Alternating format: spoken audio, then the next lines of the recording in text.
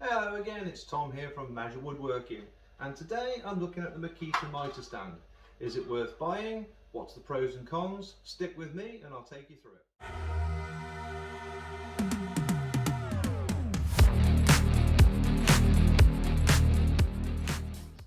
This is the DEAW ST05 mitre saw bench from Makita. This particular one cost me about £110 from a company called How Tools. I must state I'm not affiliated with them. I've had it on site for about 2 weeks, so I can give you my honest opinion now.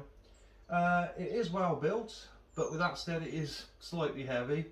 To lift it up, all you do, place your foot on the base, pull on this lever, lift this handle,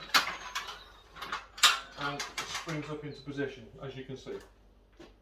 So, although it's made by Makita, it is pretty well universal. This will take Bosch, DeWalt, it doesn't really matter, whatever the mitre saw you've got, it will fit on here because these are fully adjustable. You've got 2 thumb turns, 2 nuts and bolts here, and as soon as you move those to your position, you can bolt your saw down, no issues at all. When you're on site, as I said before, you've got wheels for that to roll along, makes your life a lot easier. And you've got 2 adjustable feet there for uneven terrain. It's a nice working height, it saves your back. In 2 weeks I haven't had a bad back from bending down to use a mitre saw, which is a nice change. When you're using your timber, you undo a thumb turn here. That pops out, that drops down. And this is your support for your timber on either end of your mitre saw.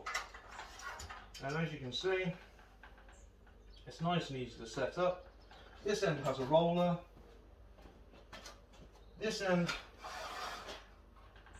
is just a support, but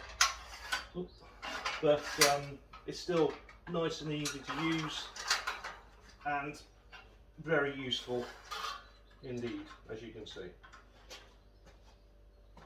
So overall thoughts, slightly heavy, well made, best to show it with a mitre saw on and see what you think from there. If you enjoyed what you've been watching so far, please like, or better yet subscribe. It really helps my channel and it gets YouTube to show it to more people. Right, enough about me, back to the video.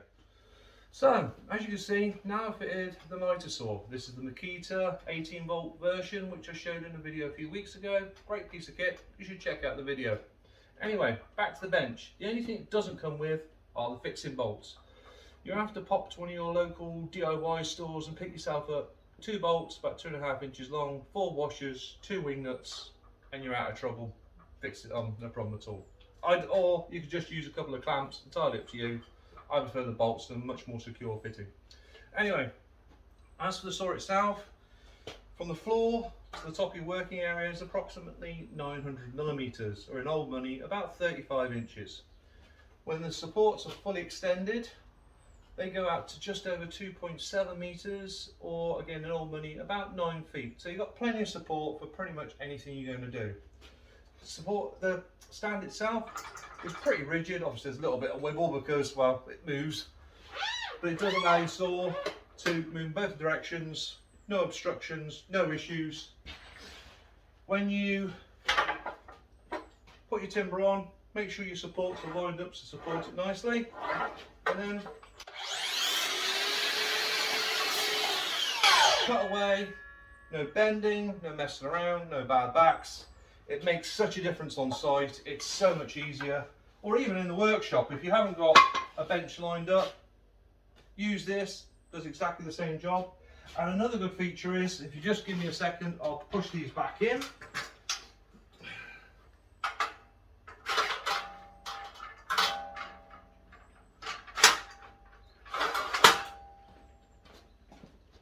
It's quick to disassemble. Just put your supports back in, lock them into position. And once that's all done, you can move the whole assembly without having to take the saw off, which I think is very nice. So as you can see, you can roll it around with the saw still attached, put it in the back of your vehicle, and you're good to go. It's easy as that. Anyway, that about does it for me. Hope you've enjoyed the video, and I'll catch you in the next one.